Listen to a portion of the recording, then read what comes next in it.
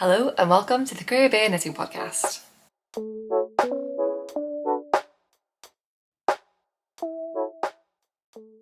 Hi, I'm Rebecca, I'm the Creabea, and this is a vlog or a podcast all about knitting.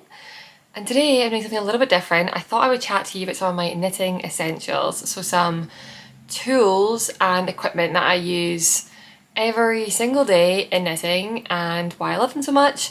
And at the end I've got a request because there is one piece of equipment I currently have which I think I need to replace and I'm not really sure what route to go down. I'm excited. I feel like I've not had like a sitty down chatty episode in a while and hopefully this will be that. Before I jump in, I do have to tell you what I'm wearing because I have a new pattern that came out yesterday. This is my ARIUNDLE sweater. It is a top down round yoke knitting pattern and this yoke is made up of these ribbing and like cross cables. This is my second sample. I made this one in Ritual Dyes Morona. Beautiful yarn. I did order it from the US and yeah, I bought it for this and then I chickened out and used a different yarn and then I came back to it for my second sample and I'm very glad I did. This is my first sample. This one is West Yorkshire Spinners BFLDK. It's got this fun little detail on the cuff as well, which is really pretty, I think. There are short rows worked into that first ribbing repeat, so the neck sits really nicely, and then the yoke is finished off with some raglan shaping, because I find otherwise round yokes don't fit me very well. And so yes, it is out. You can use ARIUNDLE 10 for 10% off until Sunday evening, tomorrow night. It's on my website and Ravelry. I'll put the links to both down below. And this was such a joyful pattern. It was just a real breath of fresh air. It was easy. It went very smoothly. I loved the designing of it. It felt very intuitive and like the yoke just flew, and then the test was really enjoyable. And I came back and knit my second sample in the last couple of weeks, and again, like I just had so much fun knitting the second sample. So all in all, a really lovely experience, and now I'm very glad. I'm a little sad that it's released because it's something I was looking forward to, and now it's out there. I'm like, oh, which is so silly, but it's how I feel. So there we go. And yeah, the reason we're doing a sort of slightly different episode today is that I'm deep in the process of working on some book patterns. I have a book of patterns coming out in November with Line the magazine. Very excited. I have now finished 8 of 12 garments with 2 more on needles and 2 more being cast on pretty soon. So it's all go. And I might do, depending on how chatty I get, I do have a project sitting right here that it needs some knitting on it in this beautiful cone of Iona wool. I started by skeins, like caking off the cone, and then I left it on the cone, and now I've just left it there, and it's kind of a bit unwieldy and a bit too hard to carry around, and yet I've had nothing about it. So there we go. It's my at-home project, at least because of the cone, which I really could fix and I have not done. So I might do some knitting in between. And I've got a few things. I've got some things that are about the process, some things that are about care. I have made some notes, so I'll refer back to my phone and check those at some point, but let's jump in. So I feel like I have to start with the most important thing, which are my needles, and I'm going to be very honest and say that I'm a bit of a Chiaogoo snob. I started knitting with Knit Pro Zings, and I have nothing bad to say about Knit Pro Zings. They were fine. I really enjoyed them. I still have my set. In my head one day, if I have a good friend who doesn't knit, who asks to knit, maybe they'll get that set sometime. And I still keep them, but I just don't use them very much. And I feel like as soon as I switch to Chiaogoo, they have my whole heart. I've got a full set. However, the way Chiaogoos work is that the tips are different sizes. So you can see the thicker needle has a wider top part than this one. And so the wider ones use a thicker cable. And I basically never use any of the ones that use a wider cable, which I think is from the 6mm and up. Does it have US sizing? A 10. So like I don't use anything from a 10 or higher really. That's a me gauge issue. I'm a very loose knitter. I knit my saffron sweater, which I think is a 16 stitch gauge, on like 4.5mm needles. I just knit loosely.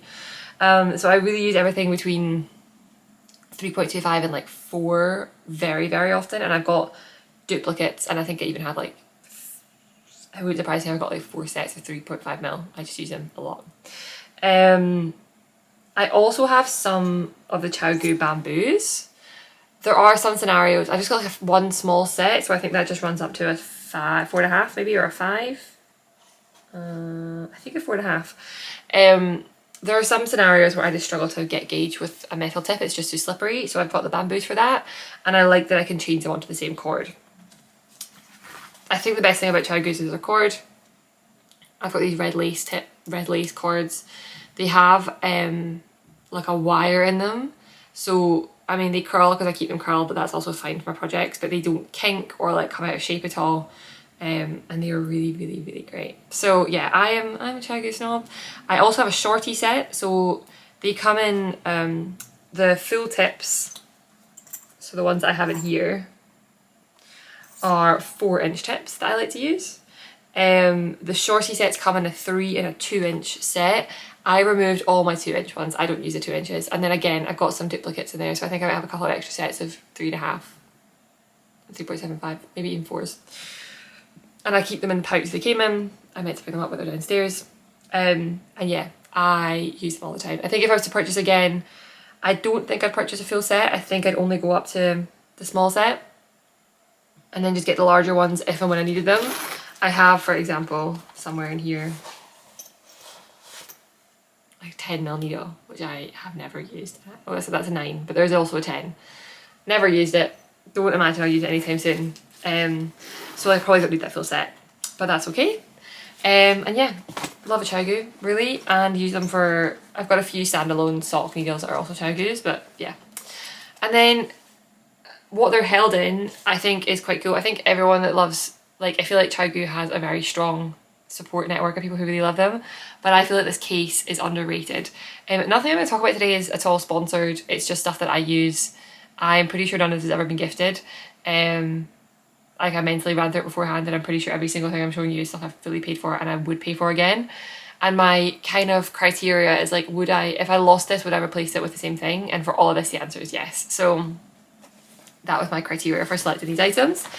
I store my needles in this case, which is called the Stockholm, and it is by Muud, who make a variety of leather products. They have like bags and other holders. I feel like they were really popular, and then like other brands will come on the market like redesigned who are also popular, but I think Muud are just, this case in particular is incredible. I use this, like this goes everywhere with me. It's always within arm's reach. It's usually somewhere in my living room. We've got like shelving units. It's almost always tucked in there somewhere. It's held up really well, but also like it's leather, so I feel like if it does, I don't know, if it was to wear, I think it would wear quite nicely. I bought the whiskey one, which is the brown colour first, and that's where I store my old needles. So my knit pro zings are in there.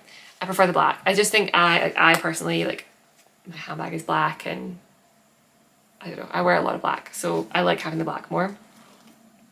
On the inside, it splits into 2 sides. So one side holds needles in terms of sizes, and then the other side has these 3 big pockets, and that is where I store my cords. Some of them I keep in the bag still, and some of them are just loosey-goosey in there, but that works well for me. And then there's a big zipper in the middle, right down the middle of the bag, which opens into like a pocket which is the full size of this pouch, and so it opens up fully in there.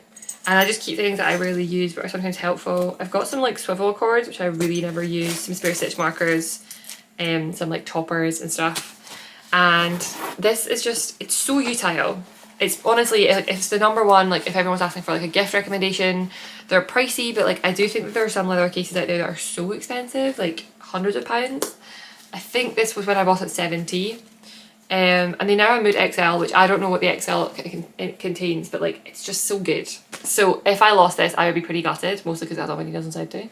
But if I was I've never looked for another needle case since, and I don't see a situation where I need a different one. This does everything I need it to do. So big recommendation for the Muud Stockholm. Okay, that is my sort of my major tools. My needles are how I store them. And then there's like into knitting and like the regular things I use when I'm knitting. And so the thing that really motivated me to make this video is I got an order this week because I did a little top up, and I will say things like every once in a while. So I've got a bit of frog in my throat today and I feel like I'm sounding very croaky. I sometimes order, like there'll be a couple of places where I might just every once in a while order an extra cord or like an extra needle tip. I definitely leave them in bags sometimes and possibly lose them, and I don't really mind. It's not the end of the world. The thing that motivated me is that I ordered another replacement set of some stitch markers this week, and I was like, oh, I always use these same ones, I should talk about them more. These are bigger than I thought they would be, but that's not the end of the world. So let's talk stitch markers. I'm wondering if I've got small ones I always use. I feel like I just have them in bags usually. Oh yeah, I can show you on this project if nothing else. So I am simple when it comes to stitch markers. I like plain rings, plain rings. Here's a project I'm currently working on, and they just have, this is a book project, I use these silver rings on them all.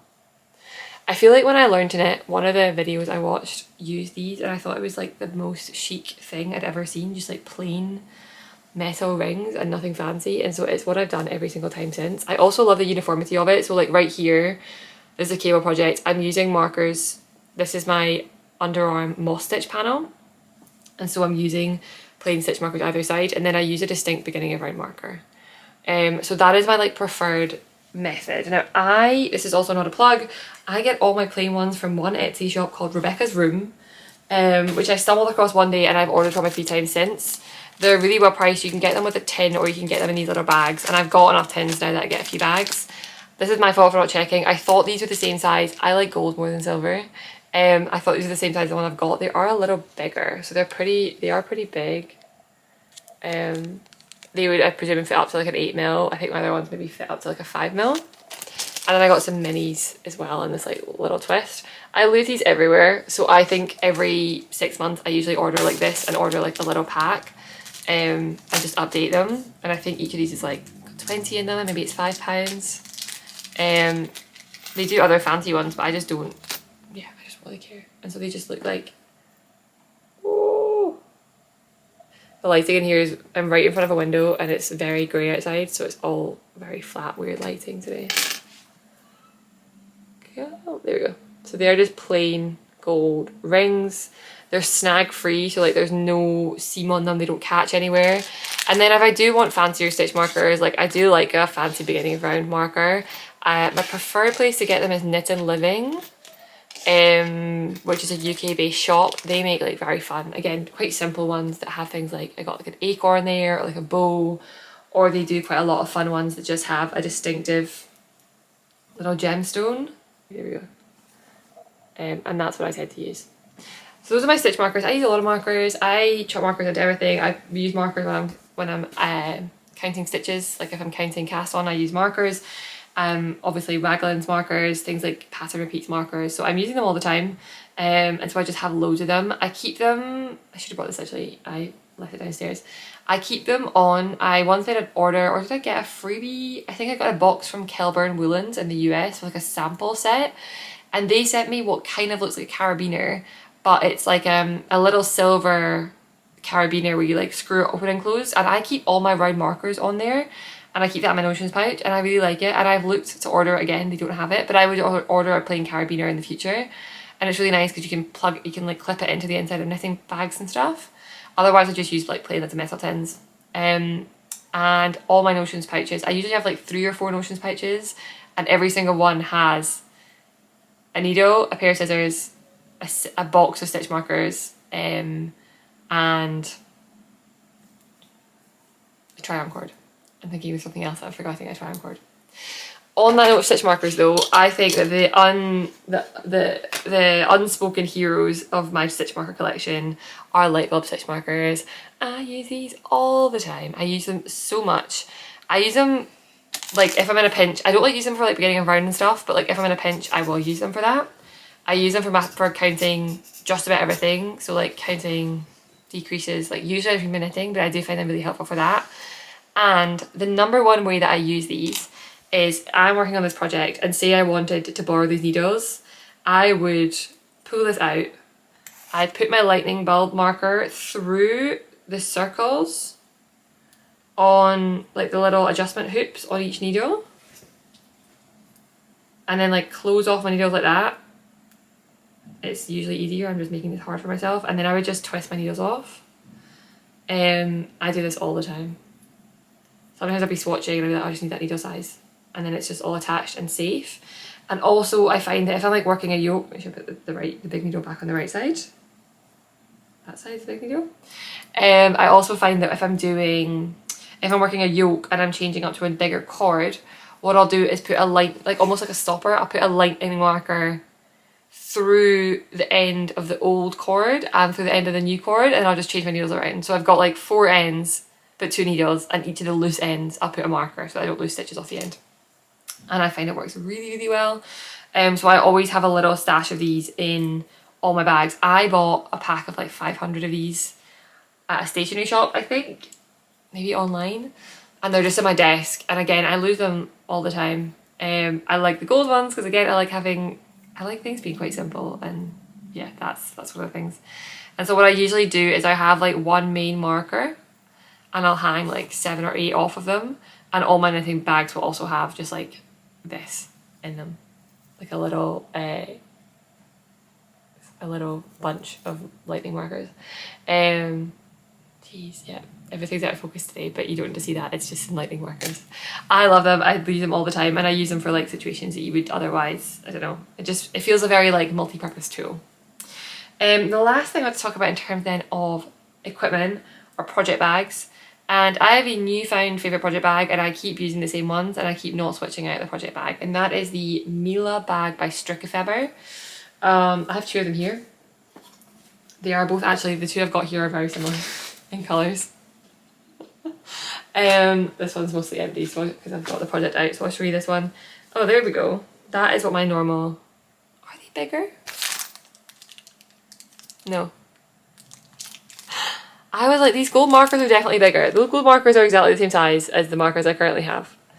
I just thought they were huge, but they are exactly the same, so that is a relief. I really thought I'd bought giant markers, but apparently I just don't have any depth perception. So these are the Strikkefeber Mille Bags. I've got 6 or 7 of them. I have a bad habit of like, if once in a while I'm like a treat yourself day, and I buy 3 at once, and I do this maybe twice a year. They come in, they're like one of a kind, so they come in stock, like they don't come into stock all that often. So I'll check up, like if they do a new launch I'll go check and buy a couple at a time. They aren't crazy expensive, but shipping can be quite expensive, so I ultimately end up like under the shipping limit to the UK is 130, like if it's over £135 you have to pay customs. It's always under that for 3 bags. So like, but otherwise the whole thing is done in Norwegian krona. So I just pretend like it's not real money, which I know is not a realistic or a adult way to behave, but that is what I do. And so I know that you can buy 3 for less than £130. Is that a ridiculous way of working? Probably. They've got a square base and then these round sides, and the sides are quilted. They're made from recycled silk sari, which I think is really cool. And then inside, let me see what I can, let's make sure I'm not tipping everything out. Let me just turn this inside out, show you what it looks like. Inside they've got like one side has 2 big pockets, and then the other side has 4 little pockets. I've got a needle coming out of that one. And that is the inside. And I love them. I find that it fits basically an entire sweater. I do find at the end it might be like spilling out a little bit, but this will carry, like I can do most of a whole project in this, and I mostly knit sweaters, so it makes sense for me to use sweater size bags. The inside is a different fabric to the outside, and sometimes that, like this I love, it's just plain on the inside. This one has like another sari on the inside, so it just depends. And I've had pretty good luck with them. I've not had any issues. Sorry, I've got weird hiccups. And they get a lot of wear, and they go in and out of everywhere. So there are maybe some places, like I can see that there's a little bit there where one of my threads is coming undone from the quilting. Yeah, there we go. So there are maybe a couple of loose threads, but like I don't really mind that much. And I really like them, and they don't feel too bulky. Like that's a 3, in here we've got 2 fully knit skeins of yarn and a full 3rd skein of cascade wound up. So that's 3 skeins of yarn. And that bag does not feel too bulky or huge, and there's a lot of space in it. So I rate them, and they just really, like the fact that they're regular, like I can get them regularly, they're not crazy expensive, and they change the fabrics up, like they're just a repeat customer for that. I probably have enough right now. I don't think I need any more for a little while. Because I definitely have, yeah, probably 7 maybe 8, so I don't need any more, but I do love them. And all my projects are in them. I have a few like nicer small bags that I like to use, but for like if I've got an accessory or maybe if I'm just taking like a one skein project somewhere, but I almost always skip them into these, and as soon as I've got one of these empty I put a project in it, so that's a sign that I like to use them a lot, I think. Okay, so I thought it was actually quite funny. I tried to film earlier this morning. I'll see if I can put the clip in here. And I was home alone with the puppy. We have a new puppy. Her name is Nell, and she was very sweet, but she wanted to fall asleep on my lap, but she couldn't get herself comfy, so I bailed and I came back to film later. But I'll put a little clip here of her earlier today. This member of our family. This is Nell. Nell is an 11-week-old Border Collie, and she's very sleepy, which is why we're filming right now, because I'm hoping she's just gonna tuck herself back to sleep. But her favourite place to go to sleep is on my lap, so maybe she's gonna have to just sleep here. She does not like mornings. She likes waking up, going for a bathroom, and then falling back asleep almost immediately. And right now, Sam and Nug, our other dog, her big brother, are out on a run, and they left about half an hour ago, and she wants nothing to do with that. She wants to stay home and be cozy. So I'm gonna keep her here, and hopefully she's just gonna show you. There she is. I think she'll stay there. We shall. But currently I'm still in the same place, and I've got the big dog asleep on the bed, and I've got the little dog asleep in her kennel, and they just keep like in sync, rolling over and sighing at the same time. The puppy has just gone on her first walks, so like she got her first walk yesterday, her second walk today, and the big dog went for a 6k run with my partner this morning. So they are two sleepy dogs in the background of my videos today, which is very nice. But I'll put that little clip of Nell in here. So I have 4 items left on my necessities list. The first one is actually an app, and that is the app that I use for all my charting, and I just thought I'd recommend it in case anyone's ever interested in like what to use for charting. And I use Stitchfiddle. I started using Chartminder, and I like Chartminder, but it does feel like it has limitations, and I fairly recently switched to Stitchfiddle. It's so good. It really has everything I need, and I feel like sometimes you want to like, I don't know, visualize something, or you want to like map out some colour work you want to add to something, and I would definitely recommend Stitchfiddle. So it is for me a pretty daily usage item, but I realise it's a very much more like a designer tool than it is maybe an everyday following a pattern knitter tool. But I thought it's worth recommending. I had the paid version, but there is also a free version, and there's also like one where I think the monthly fee is only like £2. So if you wanted to use it for like a specific project for a month, it would be quite reasonable to do so. I do think for colour work, Chartminder is free and also great, but I really rate Stitchfiddle, and I use it all the time. And I know my tech editor prefers to use something else, so there are other great ones out there, but for me that is like the most intuitive one that gives me everything I need so far. The only thing I can't find it so far is a cable to increase, but I can't even find a definition online. Like I can't find an abbreviation online for that either. So that might just be too obscure for the general world. Maybe that's just why it's not there. Okay, my last 3 items are all about what I do once I've finished a project. 2 are blocking and 1 is maintenance. So let's talk about blocking first. I only use one wool wash, and it is Euclan Jasmin. I love this stuff, and I have tried others. Sometimes I get like free sachets, like people put them in bags sometimes, or there's been times in the past where like I've wanted to get myself over a free shipping, so I've like added a wool wash, and I'll use them till they're empty. I've tried soak, I've tried bars. I just miss Euclan Jasmin every single time. The smell is so nice, and the smell stays on the knitwear in such a lovely way. Like it's not overpowering, but it's like sometimes you'll put on a sweater that you've maybe not worn in a couple of weeks or whatever, and you put it on and you get like a whiff of the jasmine. I love it so much that I went looking for jasmine scented perfumes, because I was like, maybe I just love this smell. And it turns out it's not necessarily a jasmine thing, it's just the Euclan Jasmin. I just love it, and I love I just love it. So that is what I use. I've never had any issues with it. It seems to do the job very well. I usually get them in the 500ml, like the big ones, but they seem to be out of stock at the moment. So there we go. If you are undecided on wool wash, Euclan Jasmin is where it's at. I'm always tempted by like nice bars. You know, you go to like a fancy wool shop and they'll have like nice fancy bars of wool wash. and like they're fine, they're okay, but Euclan Jasmin is where it's at, and I'm just a diehard like fan of these now. I don't think I'm the sort of person who gets like set in my ways, but I'm a bit of like a, if it works and it's right, like why would I change it? And that's kind of how I feel about a lot of my tools, I think. I'm not really someone who's like constantly searching for like bigger, like the very best, because these to me, these just all suit my needs perfectly. So like I wouldn't go looking for other stitch markers because these ones are perfect what I need. And like the same about things like, I think stitch markers because they're sitting right in front of me on, yeah. But I just love Euclan Jasmin, and I feel so sad when I find myself like towards the end of the bottle, if I'm using something else to try and use it up, towards the end of the bottle I'll be like double dosing how much I put in my blocking box, because I want to get it done with, over and done with. Now, in terms of blocking, I just use a plastic bin. It must be like a 40-litre bin or something that we got from IKEA. Some of them I got for storage, and I keep one that's not got anything stored in it that I use for blocking. I'm blocking something just about once a week, whether it's a full block or like a mid-project block, so it pretty much just lives in our bathroom. And every once in a while it gets used as a laundry basket to pull some laundry from the basket down to the washing machine. I've been contacted before by Strikkefeber, and I really meant to message them back because I was kind of intrigued. That's the basket where like you wash and then you like lift it up to drain it in, but like I mean the plastic bin is pretty multi-purpose, and it's a good size. I don't have to use too much water for it, so I put my Euclan Jasmin, I run the hot bath, the hot tap from the bath, I leave it soaking in the bath, I drain it in the bath, I pin it out and block it to dry.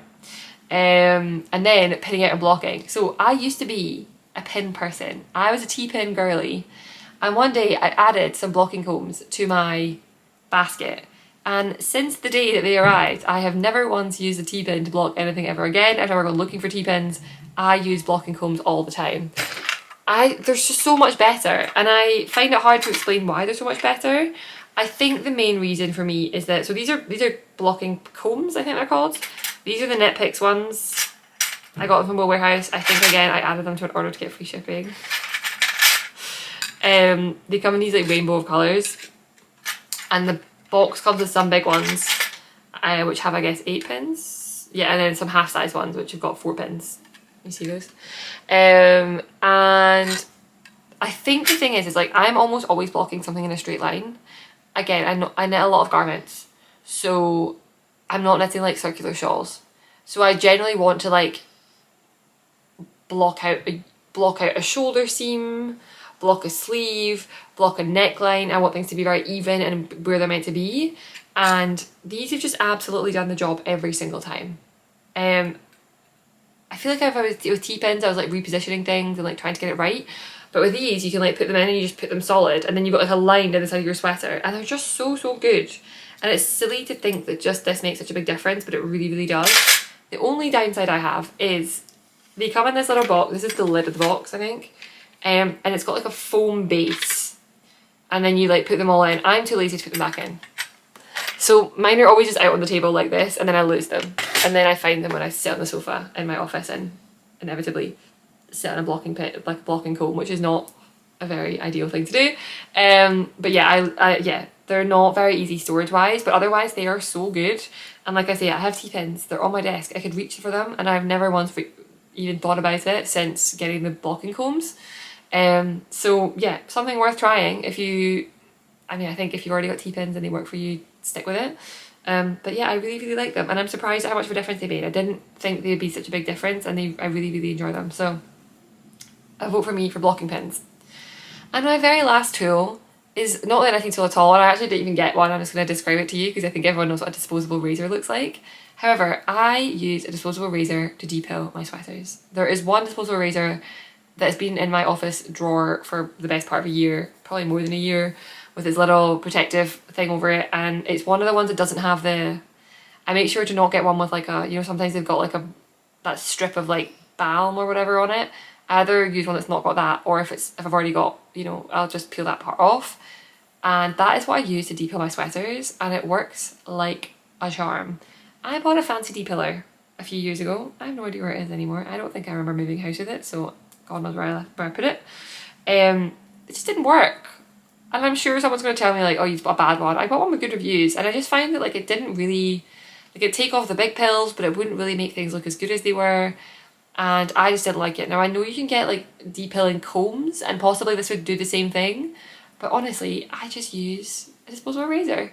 You have to be you have to be especially careful, but I just lay I make sure I lay it on a solid surface, and you literally just shave your sweater and all the pills just come straight off in a clear handful. And I don't have a whole lot of pilly sweaters, but it just does it every single time. And so I like the fact that like I don't have a special tool for that. As much as it's disposable and like that is plastic, I've used the same one for at least a year, and I've used it probably on, I don't know, 10 or 15 times since I've used it, and it seems to still be fine. So like it's still getting plenty of usage. And there we go. I think there's probably a situation in which I buy a razor and replace the blades or something, but for me this works at the moment. And I'm pretty sure at one point a while ago I bought a pack of 5, and I will just use them probably for the next 5 years until they no longer work.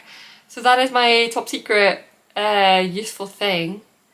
And I've never had any issues, like I've never cut the sweater, like nothing bad's happened with it. And it works really, really well, and you just, easy breezy. So there is one item which I'm struggling with and which I think I need to replace, and that is my Swift. So I have a ball winder and a Swift. I have the Knit Pro ones. Again, it was a good basic option. I remember when I bought it when I got my first 200 gram hank of woolly knit yarn, which is a 200 gram hank of 4-ply, and I was like, yeah, I'm not doing this by hand, there's no way. And so at that point I bought ball winder and Swift. I'm very happy I bought one. I like that. I don't particularly like winding things by hand, even like mini skeins I put on the ball winder. But my Swift is just going out of shape. It feels like a bit like a broken umbrella, where like the prongs are going their funny ways. And what starts happening now is that you like push it up and you tighten the pins, and that makes like the height of the thing fixed. And my pin that holds the height up is no longer, like it's slipping now too. So I think I need to replace my Swift. I kind of gawk at some of them being so expensive. Like I don't really want to spend hundreds of pounds on a Swift. I think I'd like a wooden one. Because in general, I'm just trying to be a bit more considerate about like single-use plastic. I say after talking about disposable razors, but like my current Swift that's broken is going to get chucked out, and I don't really want, and I'll ask at Knit Night if anyone wants it. It's better than no Swift, but like I don't think it works very well. But I don't really want to just have like a random other hunk of plastic that I can't do anything with, so I think I prefer a wooden one. And so I'd like some recommendations. If anyone's got a good Swift, I think at some point I'll probably also upgrade my ball winder, but like it's still working. It's the plastic matching Knit Pro one. And I don't have a whole lot of space. My craft room is always a mess, so I quite like the fact that my ball winder and Swift right now fold up really small, and like fit in a drawer. And so I don't think I'll upgrade to like a big, I know you get those like lovely big wooden ones with like the turny handles. Maybe that's a future thing in a future house with a nice big craft room. But that is not my current state of crafting. I mean, it's still a pretty big room, but I also have a lot of stuff. So I'm not filming in there today because I'm currently going through my yarn. We've got yarn swap on Monday at night, and I take a lot of yarn to yarn swap, and I use it as like we do it twice a year, and it's like my biannual clear out. And I'm halfway through, so there is yarn everywhere. Hence why I'm filming somewhere else today. So yeah, that's it for my necessities. I wonder if this is incredibly boring and everyone watches this thinking, yeah, you're telling me absolutely nothing new here. This is all stuff that I think is absolutely standard.